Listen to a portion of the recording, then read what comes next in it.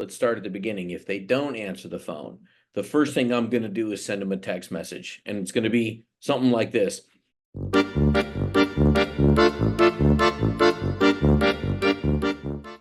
大家好，欢迎收看房产经纪工作室。那这是一个专门为华人房产经纪所设立的频道。如果你是华人房产经纪，或者是对这个行业有憧憬的话呢，这个频道订阅下来是不会错的。2024年第一季刚过去了，那其实有很多的经纪人会发现，现在你要让你的 offer 被接受不容易哦。对啊，就现在 very competitive， 就是抢房子跟抢什么东西一样。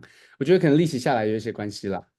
但是就是我们今天这一集有想要跟各位agent 朋友们分享说，在这个市场，尤其是这个市场，怎么样让你的 offer stand out？ 所以我们又请到了上次跟我们分享怎么样去做一个 effective open house 的一个 leader。上一集你可以去看，就是 Kim Ewing， 他是我们这边的一个 leader，top producer，一年也是100多万在赚的。然后让他来跟大家分享，他们是怎么样去让他们的 offer stand out， 然后怎么样去教 agent 们去 write a strong offer。所以 the listing agent want to pick your offer. So please, thank you so much, Kim, for coming onto our channel again to share your wisdom and your knowledge. Well, fantastic. No, thank you guys again for having me on. What I'm going to share is best practices, at least for what's successful for us in our area, right? So, but I'm a firm believer that the key to getting your offer accepted is communication with the listing agent. Yes. Now, how do you communicate with listing agent when you call him and he doesn't answer the phone, Mm-hmm. right? So you want to write a winning offer. Obviously, we want to get him on the phone. We want to have a conversation. We want to build rapport. One of the things that I like to do when I call a listing agent, there's 5 questions I'm going to ask. But if they don't answer the phone, let's start at the beginning. If they don't answer the phone, the first thing I'm going to do is send them a text message. And it's going to be something like this. Hey, Jack, this is Kim Ewing with eXp Realty. I'm about to write an offer on your listing on 123 Main Street. But before I do, I've got a few quick questions. Can you please call me? Now, there's a lot to unpack in that little statement right there. I'm sharing intent. I'm about to write an offer on your listing, right? The next thing is, I've got a few quick questions indicating I'm not going to take up too much of his time, right? But before I write the offer, I need to talk to him. So if he's in the middle of dinner and he sees that text message come through, if he stops dinner and he gets up and goes outside and he calls me, I can't waste his time. Right? I want to have 5 questions. I want them to be impactful, and I want to write an aggressive offer, and I want to write it fast. Ideally, if I can keep him on the phone, and my goal is to build some rapport with him. So once we get the conversation going, let's see how far we can take it. But the first question that comes out of, if he calls you, Jack calls me and says, hey, I got your text message, how can I help you? The very first question out of your mouth needs to be something impactful and important. One word that works for me is, has anybody died on the property? Okay. Right? A lot of people don't like death. They just don't, I'm not saying anything. My partner Prima, he don't like death. If somebody died on the property, he's out. Right. So, but that's okay. But that's a fair and legitimate first question. Right, Jack, you know what? I'm just double checking. It didn't say it in the MLS, but I thought I'd double check before I spent any of your time or mine. Can you tell me if anybody's died on the property? No. Question number 2, what does the seller need? Right? It's not always about the highest price, right? Can you tell me a little bit about the seller? What do they need? They might be moving out of state, right? Now, I don't let them answer the question. I lead the question. So, Jack, can you tell me what the seller might need? For example, if I wrote you a 21-day offer and I allowed him to stay in the property up to 30 or 35 days at no charge to the seller. So I'm going to close in 21. I'm going to do an SIP that allows them to stay on the property up in, for 30 or 35 days, whatever that might be. It's far cheaper than going up 15 or 20 grand on a price, right? It might just be the secret sauce that gets your offer accepted, right? Mm-hmm. So, but we want to find out from that agent, if I wrote you a 21-day offer, why agents are currently writing offers at 30 days is beyond me, right? At 45 days, I got one the other day, 45 days. I'm like, who writes offers for 45 days nowadays, right? I'm currently writing offers at 18 days or 17 days on a finance deal, right? And the reaction I get from most agents when I say, hey, I'm writing you an 18-day offer, I'll generally silence the room because everybody's like, man, I've just got in the habit of writing a 25-day offer, right? And you need to have your client not only pre-approved, but either DU approved or LP approved. Basically, an underwriter needs to sign off on your client. So you want to have that in the bag so that when you write an offer, when you submit an offer, you can, indicate, hey, this is the same as cash, even though it's not, you're still financing it, but you've got an underwritten approval when, if they receive 3 offers and mine's the only one that's underwritten, they might just go with me. You want every little bit's going to add up. And now I'll start getting some feedback from the agent. Now my goal is to build some rapport. I'm listening for a dog to bark, a bird to chirp, something to happen, a baby to cry, right? Oh my gosh, you got a baby. Oh, how old is your baby? People like to talk about themselves. We get them talking about them because if they get to know, like, and trust you, even if it's on the phone, they're going to want to do business with you. Right? And you might be the only agent that got them on the phone. Yeah. So that's important. Question number 2 or number 3, what does the listing agent need? Now, Jack, if you took the listing, sometimes we make promises, hey, or we'll take on a listing. Hey, this is our intent. Maybe there's a goal on a price point, or you know what, it's contingent on them helping them find another property. Might be a contingent sale. Whatever it is, how can I help you as the listing agent look good for your client? What is it you need? And you'd be surprised at how many times agents would be like, look, if you could write me an 18-day offer and it's contingent on my client finding a property, whatever it might be, he'll give you kind of that avenue. That's the opportunity to find out whether it's price, if it's conditions of sale, maybe they're moving, whatever. But there's your opportunity to talk to the agent on price, right? And then number 4 and number 5 are who you're using for title and who are you using for escrow, right? So I don't want counter offers. I want somebody to accept my offer. So I want a well-written offer. I can't tell you how many times I've done everything the agent asked and I put seller's choice on my offer and they still countered me back just to tell me who they want to use for title and escrow. Yeah. So you may as well ask, who are you using for title and escrow? Right. So those are the questions the 5 questions I ask, and I use that time to build rapport. Right. Now it's also critical to pull title. You want to pull title and you want to have the seller's name not on your contract. Last 2 listings I probably had 10 offers. I'd say 8 out of 10 didn't have the seller's name on the property. Okay. So it's crazy to me, especially agents from the Valley. I'm in Ventura County. So between us, we've got the San Fernando Valley in between us. Agents out there, they don't take the time to write the seller's name. This is a legal and binding contract on the biggest either purchase or sale of a property. Why an agent wouldn't take the time to pull title? It takes 5 seconds, man. Pull title, get it, and then just verify it. Hey, Jack, I'm writing. By the way, I just happen to notice, it's in a trust. Anybody in particular, or can I just leave it in the trust name? Again, we don't want a counter offer. Yeah. I got Right? 2 questions based on what you said. Fire away. Yeah. So what if the listing agent don't pick up? And second question is, how do you determine the price to put in? Right.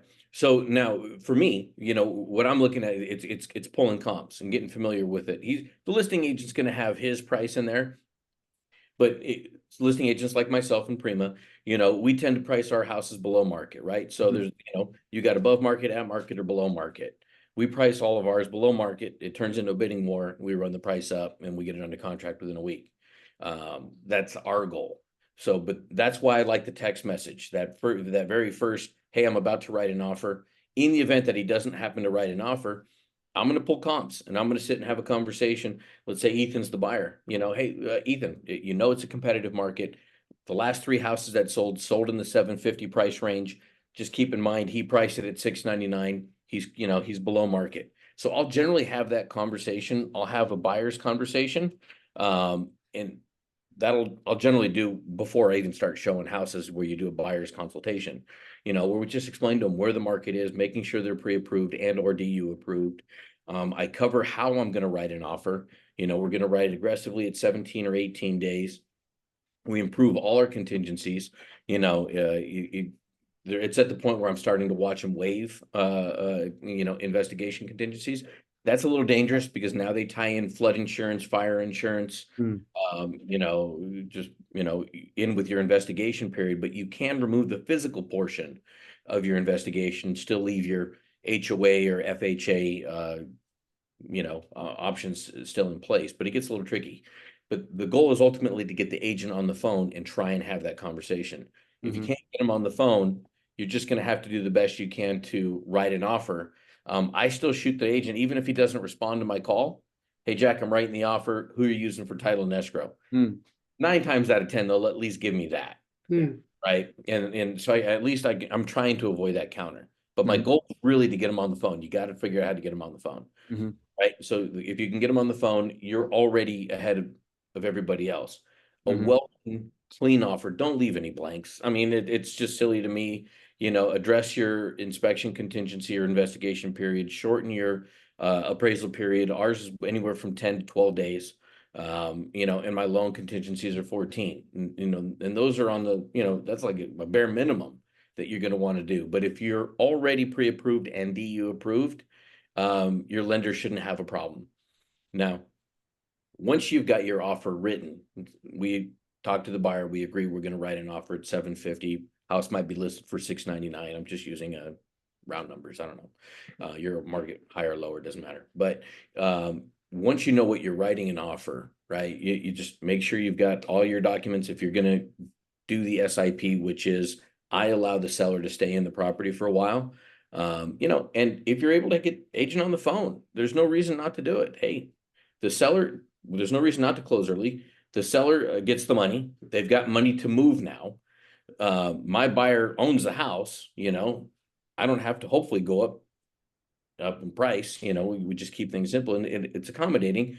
And you as the listing agent, me as the buying agent get paid. You know, people always say, you know, those are bad words. You know, I come to work to get paid. So a fast close just means I get paid faster, right? But if, you know, we still have to do all our due diligence, our fiduciary duties to our clients. So we want to make sure that we do our inspections, we do our investigations, you know, but that just means from here on out, it's rapid fire. The Mhm. moment your offer gets accepted, you know, you got to get an insurance quote. You got to make sure you're not in a flood zone. You need to kind of cover all your bases, immediately line up your home inspection. You've got to work with a home inspector that's client friendly, in my opinion. Somebody who's not going to scare your client, you know, and that can move at your pace. And you want to work with a lender that's willing to move at your pace. Mhm. When I submit an offer, I CC my lender, right? And then I immediately fire off a text message, you know, and it's, you know, hey, Ethan, thank you so much for your time. I, you know, appreciate having that conversation. In your email is my offer. I've also included in this group chat my lender, you know, in my case, Tawfiq Musani from the Mortgage Gurus. He's here to answer any questions you might happen to have. You know, Tawfiq will just touch base. Hey, it's a pleasure meeting you, but Tawfiq won't leave it on a text message. He will call him within 15 minutes of me writing an offer, even if it's 8 o'clock at night. Hmm. Will pick up the phone. He will call the listing agent. The listing agent answers the phone. He's going to give him all the reasons why he should accept my offer. It does Right. make a difference. It does make a difference. I A lot of promise time, you. yeah, when we're representing the seller, and like what you said, most agents, or even the lenders, they don't call the agent. We have to call the lender to see if it's okay. Yeah, and we want to be proactive and not reactive, Yes. right? But I also want the agent, you know, the listing agent, his clients are going to say, "Have we received an offer?" Not only can he say we received an offer, it's probably one of the best written offers because they took the time to fill it out, right? I spoke to the agent on the phone. We can do a quick close and allow you to stay on the property, right? And I've already spoken to the lender. He's going to make it sound like he took the effort and made that call, right? Help him look good to his clients. But we've already communicated. I would say more than 50-60% of agents that write offers don't call the listing agent. I get offers all the time. Never once spoke to the listing agent or never once spoke to the buyer's agent. They never called me. Yeah. In my junk mail, they didn't send me a text message. It's crazy. Mhm. You know, so an agent that calls you, builds some rapport with you, you know, you write a well-written offer, you can close fast, execute, you send a DU approval, right? And then your lender follows it up immediately behind you, just saying, hey, it's a pleasure to meet you, you know. So now you've got a team and a network that's already taken place in such a short period of time. He believes you can execute quickly. And now he's got 5 other offers he's never even spoken to the agents on. Who's he going to want to do business with? Yeah. Right. So I think it's super critical. I think those are key points that you want to make sure, that you get them on the phone, that you pull title. It sounds silly, but you find out who title and escrow is. And when I get that agent on the phone, I'd say, hey, Jack, I thank you so much. Appreciate your time. Before I hang up, Jack, just want to make sure I'm going to write you a super strong offer, but I really don't want a counter offer. I'm going to write you a winning offer so that you're willing to just accept my offer and open escrow. And if we do our job, it's crazy that you almost sound like it's a bit aggressive. But I'm sharing my intentions. I want him to understand I'm going to write you a well-written offer and you need to execute.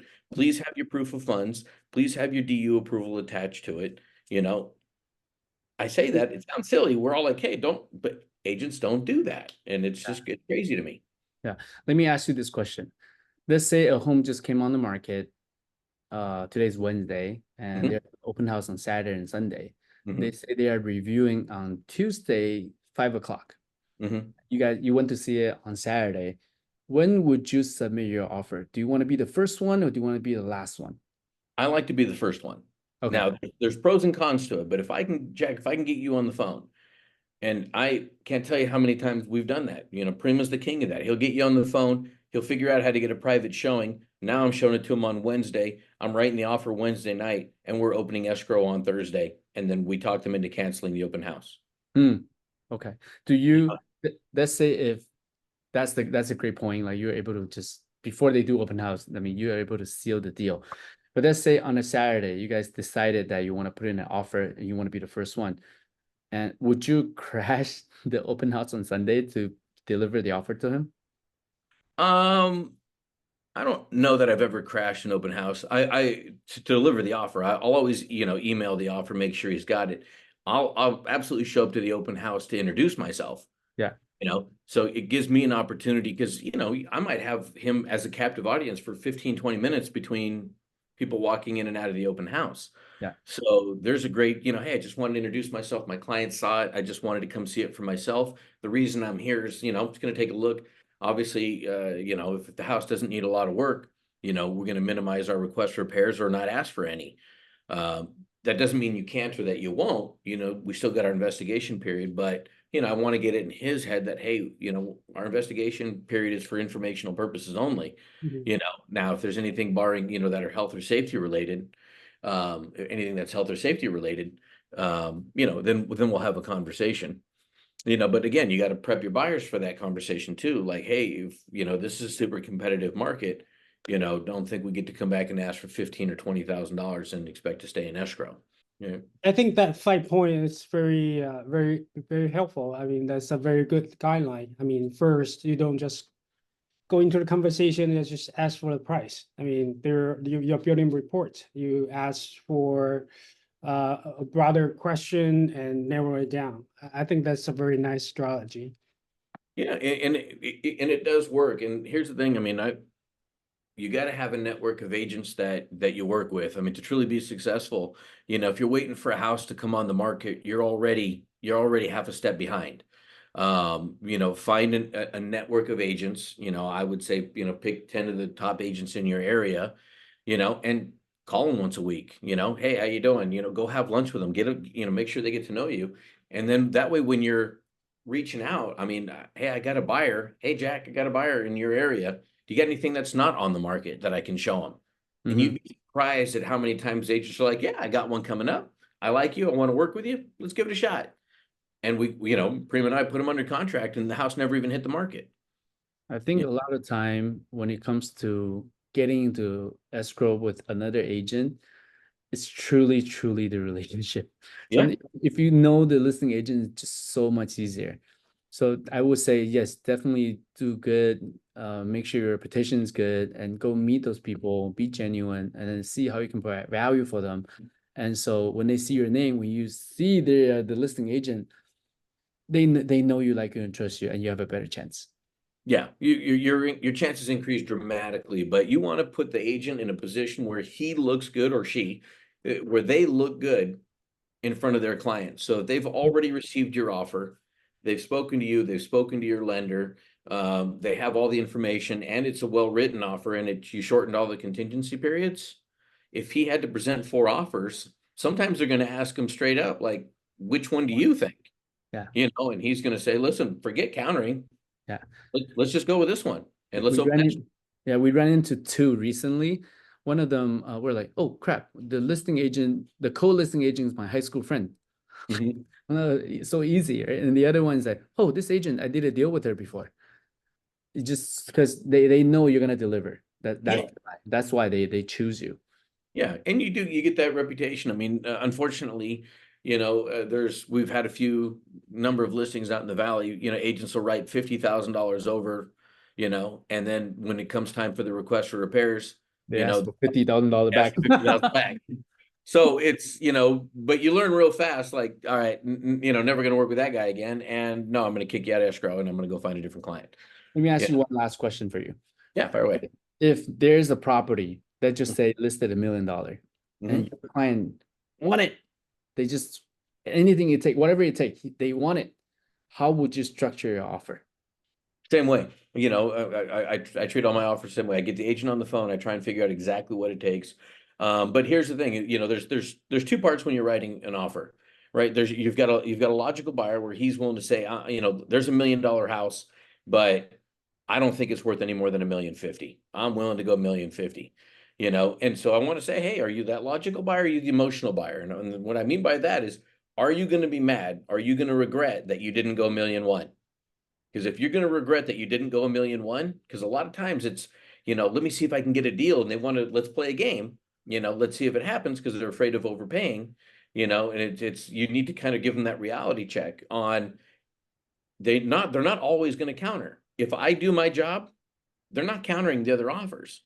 So don't be the agent that, was waiting for a counter and didn't get it, So I tell my client, go all in, if you want it, go all in. If it didn't happen, then at least you gave it your best shot. But if they take somebody else's offer, over $10,000 or $15,000 or whatever, you're going to regret it. You're going to kick yourself and it's going to haunt you. Now the next 5 houses you look at are never going to compare to the first one that you showed them, and they're upset. So you want to make sure, that you clarify, are you a logical buyer? Or are you going to be an emotional buyer? Everybody wants to say they're a logical buyer until they miss out, and all of a sudden they get emotional and you're the bad agent that wasn't able to get it done. So if I clarify that, are you a logical buyer? Or are you an emotional buyer? Because if you miss out, at least if we put our best foot forward and they still went with another offer, then we gave it our best shot, because it's going to happen where you're going to you might be financing and they get a cash offer, or the agent's double ending it. Who knows what the reason is, or, it's a neighbor and they took it to market, but they promised it to the neighbor. So who knows, but you definitely want to put your best foot forward. In my opinion, do it and do it fast. So I'm all about massive action and do it fast. Got it. Okay, well, thank you so much for sharing everything with us today. I think that's very, very valuable for a lot of the agents, seasons or new agents. They can definitely take pieces from what you said and then apply it when you're applying an offer, because I think that's very, very powerful of what you just shared. Yeah. OK， 好，那很感谢今天 King 跟我们分享内容。我想今天的内容对很多现在的买家经纪会蛮有帮助的，因为你这一些有很多这跟对方经纪的这个沟通技巧其实是决定你的 offer 会不会被人家接受很关键的一个原因。